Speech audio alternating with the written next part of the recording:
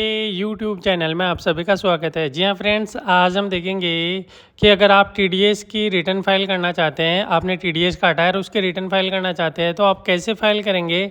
इसके लिए सबसे पहले गूगल के अंदर लिखना आपको आरपीयू लिखने के बाद यहाँ पे साइट खुल गई। साइट में जाने के बाद डाउनलोड पे जाना है और यहाँ पे टीडीएस टीसीएस क्वार्टर और रेगुलर पे क्लिक करना है। इसके बाद यहाँ बैक वाला जो टैब है बैक पे क्लिक कर देना है। बैक पे क्लिक करने के बाद अगेन साइड पे आ गए ईटीडीएस टीसीएस क्वार्टरली रेगुलर पे आपको क्लिक कर देना है। नीचे स्क्रॉल करोगे तो नीचे यहाँ पे लेटेस्ट यूटिलिटी दे रखी है, तो न्यू यहाँ पे लिखा हुआ है टीडीएस टीसीएस 5.6 लेटेस्ट यूटिलिटी, उस पर आपको क्लिक करना है। क्लिक करने के बाद जो यूटिलिटी है वो यहाँ पे डाउनलोड होगी। यूटिलिटी यहाँ पे डाउनलोड हो गई। इस पर राइट क्लिक करके एक्सट्रैक्ट ऑल पे क्लिक कर देंगे तो ये जिप फाइल में नॉर्मल फाइल में कन्वर्ट होगी। एक्सट्रैक्ट पे क्लिक कर देंगे। एक्सट्रैक्ट पे क्लिक करने के बाद ये नॉर्मल फाइल में यहाँ पे कन्वर्ट हो गई। इसको ओपन करेंगे। ओपन करने के बाद यहाँ काफ़ी सारी फाइल है, लेकिन आपको यहाँ पे RPU 5.6 जो सबसे बड़ी साइज़ की फाइल है इसको ओपन करना है। ओपन करने के बाद यहाँ पे कुछ टाइम बाद यहाँ पे आ रहा है कि आपके पास जो जावा है उसका लेटेस्ट वर्जन होना चाहिए, तो उसका एरर आ रहा था। ओके कर देना है। ओके करने के बाद यहाँ कौन सा फॉर्म है, फॉर्म 26Q है, 26/7Q है, अलग अलग फॉर्म दे रखे हैं, तो कौन सा लेना है, रेगुलर है करेक्शन है, तो हमारे केस में रेगुलर है। रेगुलर करके हम कंटिन्यू पे क्लिक कर देंगे। क्लिक है टू कंटिन्यू पे क्लिक करने के बाद यहाँ पे फॉर्म ओपन हो गया। 3 स्टेप में यहाँ पे फॉर्म है। पहला फॉर्म दे रखा है, दूसरा चालान की डिटेल दे रखी है और तीसरा एनएक्जी डिडक्ट की डिटेल यहाँ पे दे रखी है। 1 बाय 1 करके यहाँ तीनों स्टेप यहाँ पे फाइल करेंगे। सबसे पहले आपको यहाँ पे फाइनेंशियल ईयर सेलेक्ट करना है, उसके बाद क्वार्टर सेलेक्ट करना है। इसके बाद यहाँ पे आपको 10 नंबर लिखने हैं, अपनी फर्म के जो 10 नंबर है वो लिखना है। 10 नंबर लिखने के बाद यहाँ पे अगेन जैसे यहाँ पे मैं सेलेक्ट करता हूँ तो फाइनेंशियल मैंने सेलेक्ट कर लिया। क्वार्टर यहाँ पे सेलेक्ट करेंगे और 10 नंबर जो है वो लिख देंगे। 10 नंबर लिखने के बाद यहाँ पे पैन नंबर लिखेंगे। पैन नंबर लिखने के बाद आप यहाँ पे टाइप ऑफ डिडक्टर सेलेक्ट करेंगे। हमारे केस में इंडिविजुअल है, हम इंडिविजुअल लेंगे। सेकंड आता है पर्टिकुलर ऑफ डिडक्टर एम्प्लॉयर की डिटेल, जिसमें एम्प्लॉयर का नेम आ जाएगा, ब्रांच डिवीजन इपेनी जो है डिपार्टमेंट लगता है वो, उसके बाद में एड्रेस लिखना है, स्टेट सेलेक्ट करना है, मेल ID लिखना है और GST नंबर हो तो वो लिखना है। Has address change for the last return तो नो है, क्योंकि हम फर्स्ट रिटर्न टाइप फाइल कर रहे हैं तो इसलिए हमारा नो रहेगा यहाँ पे। और particular of the person responsible for deductor of tax same है, जब वो यहाँ पे डिटेल्स हमारी आ गई, हमने यहाँ पे क्लिक कर दिया। अगेन नेम वगैरह काफ़ी सारी डिटेल्स है, वो डिटेल्स आपको 1 बाय 1 फिल करना है। यहाँ पे आपकी मेल ID मोबाइल नंबर लिखना है। सेकंड स्टेप पे आता है चालान की डिटेल।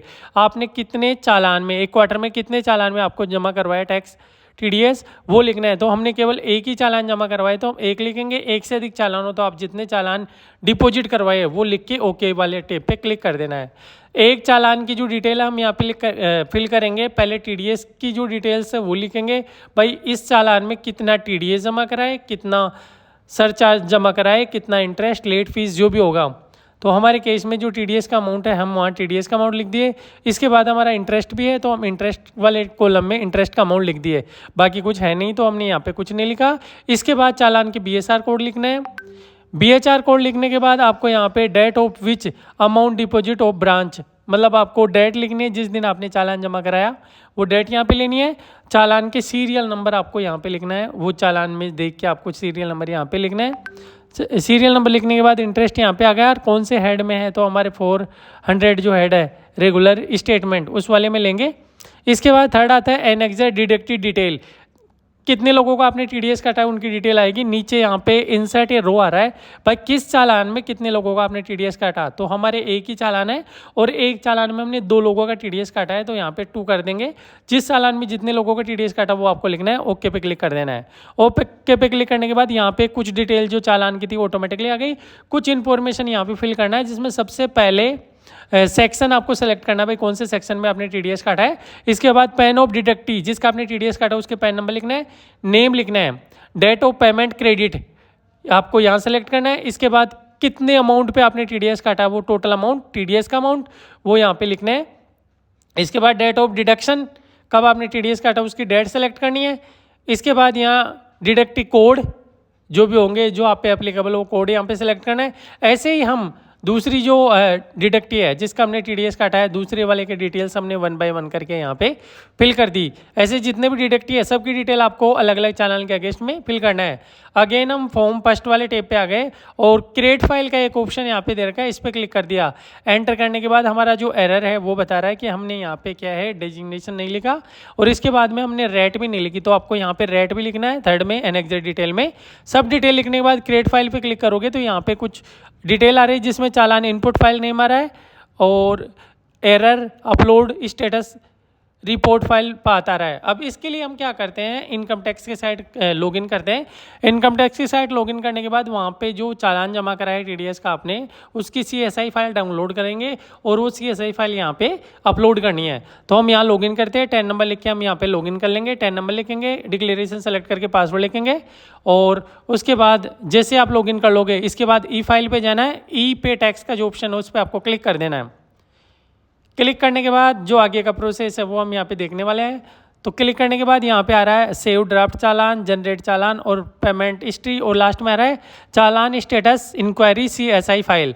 यहाँ आप किस डेट में चालान जमा कराए, एक निश्चित क्वार्टर में अगर आपने जमा कराया तो क्वार्टर की डेट यहाँ से सेलेक्ट करनी है और उसके बाद डाउनलोड चालान फाइल पे क्लिक कर देना है।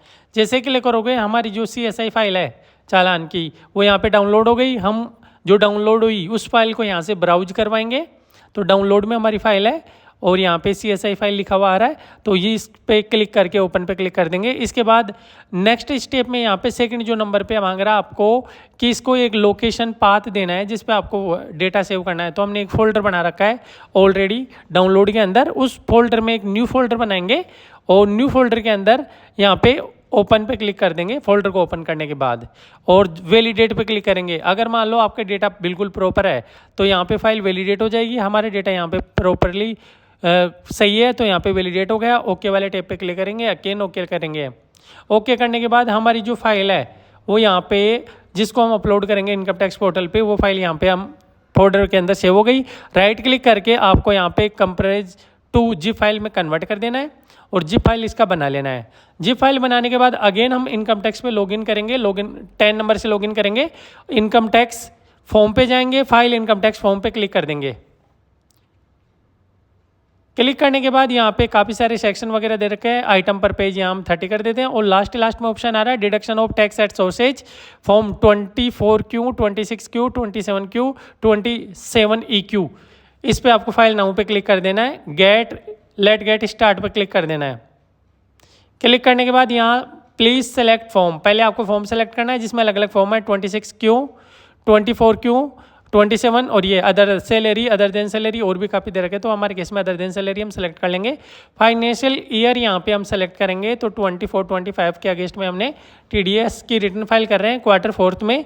रेगुलर हम यहाँ फाइल कर रहे हैं, अटैच फाइल पे करेंगे। अभी जो हमने जिप फाइल यहाँ पे बनाई थी वो जिप फाइल आपको यहाँ पे इंपोर्ट करना है।